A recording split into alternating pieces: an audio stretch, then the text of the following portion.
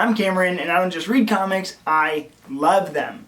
On today's episode of Cameron Reads Comics, I'm just going to be reviewing Reckless by Ed Brubaker and Sean Phillips. This book is amazing, so stay tuned and check it out.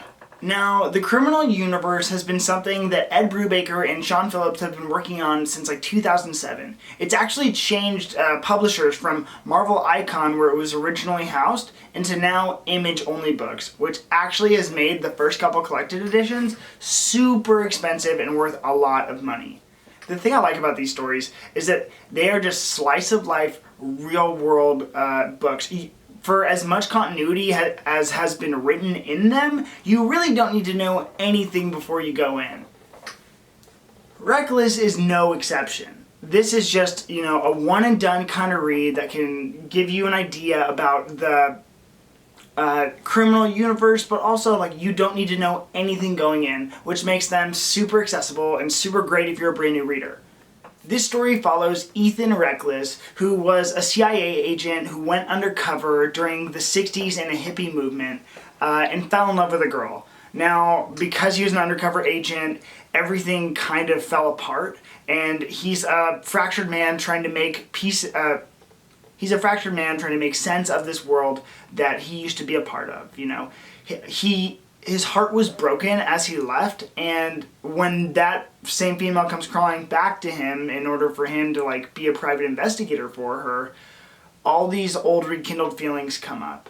I'm not going to go super deep into spoilers because I really think that you should read the book for yourself, but it's a really great story, and I was able to read it in one sitting. So Ethan is the kind of pulpy noir hero that you'd really like to see in all these stories, and I really liked what he brought to the table. I thought he's a good character, and also if you live in LA, this is a great LA story for you because it takes place in LA, he lives in Venice, he goes surfing all the time, very Malibu-esque, and so it's a little different than the rest of the criminal universe stories because I feel like those usually take place on the East Coast, in the snow, in New York City. This one is a total West Coast story, which makes it exclusive to itself in that own way. For the writing in this story, I want you to picture the classic, gritty, pulpy, Chinatown, Jack Nicholson kind of writing, which is very much the kind of school that Ed Brubaker comes from. He's a masterclass in his writing, and even this story comes at you in a broken plot. You're going to get scenes from the ending or the climax at the very beginning of the story, which draws you in, obviously, as the reader. It's very violent and bloody, but in that fun comic entertainment way, not in a grotesque way. So this book has its strength there. Ed Brubaker is one of the best comic book writers of all time, so if you need to go get if you need a recommendation on an author to read, pretty much anything he does you can go pick up, and it's got this really good classic street pulpy feel. This book is no exception to that. One of the best parts about this book and this universe that he's built for himself is that he's created all the characters, he's written all the stories, so nobody's going to know the continuity or the relationships better than he does, which is one of the best parts of the criminal universe, and if you're reading independent comics, some of the best part about those too. He's not going to be a slave to continuity, he's not going to be subject to all the rules that other writers and other arcs and 80-year lineages have put on his characters. They are his characters. He can do with them as he pleases, which I think is a better part that this is an Image title now as opposed to being a Marvel Icon title. So Ed Brubaker as a writer is really great. I think his style shines in something like this. Ed Brubaker, you're just seeing him in this book really do what he does best, which is gritty, pulpy, hard-boiled crime. This book is very much a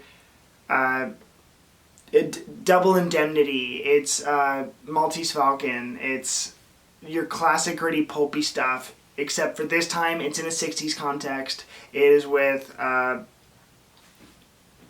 surfer dude and his ex-hippie chick. So, it's a really good story. I think it's pretty well done.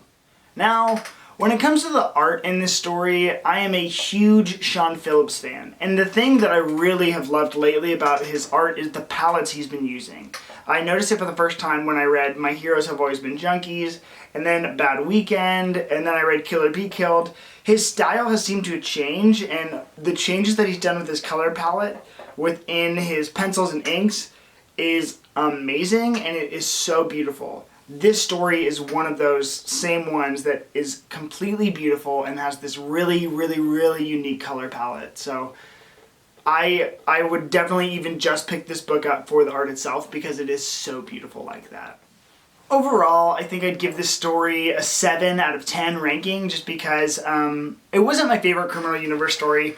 I thought it was kind of vague and it got a little slow at times, but otherwise, like, it was a good story. It was a good, solid story on its own. Not my favorite thing I've ever read, but by all means, like, totally approachable and a good, worthwhile read while I did read it. So I'm glad I read it.